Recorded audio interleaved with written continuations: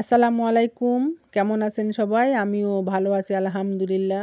উঠানের গাছে খুব ছোট সাইজের একটা মিষ্টি কুমড়া হয়েছিল। সেটা কেটে আজকে রান্না করব। বাড়ির নিজেদের সবজি বলে কথা। আনন্দটা একটু আলাদা। আর আমি প্রথমে মনে করেছিলাম ভিতরে কাটলে হয়তো পোকা হতে পারে, বর্ষাকাল।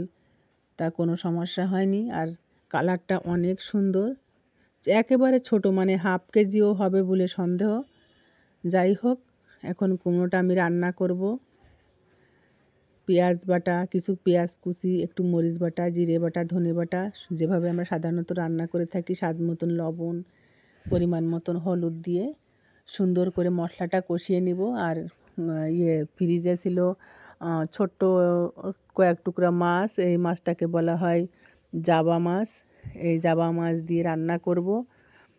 মাছটা একটু সময় কষিয়ে হালকা একটু পানি দিব। মাছটা তো নরম মাছ, নদীর মাছ যেহেতু, মাছটা উঠিয়ে রাখবো।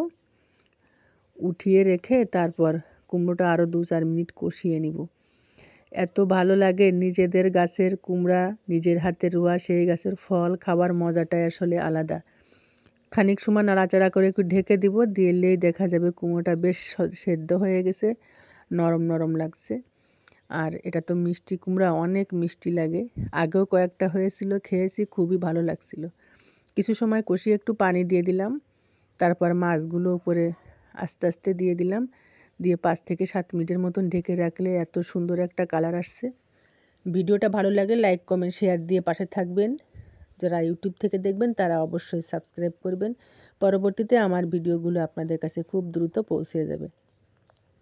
মাশাআল্লাহ, অনেক সুন্দর একটা কালার আসছে। আর সকালবেলায় গরম ভাতের সঙ্গে মিষ্টি কুমড়ার মাছ খেতে খুবই ভালো লাগলো। সবাই ভালো থাকবেন। আল্লাহ হাফিজ।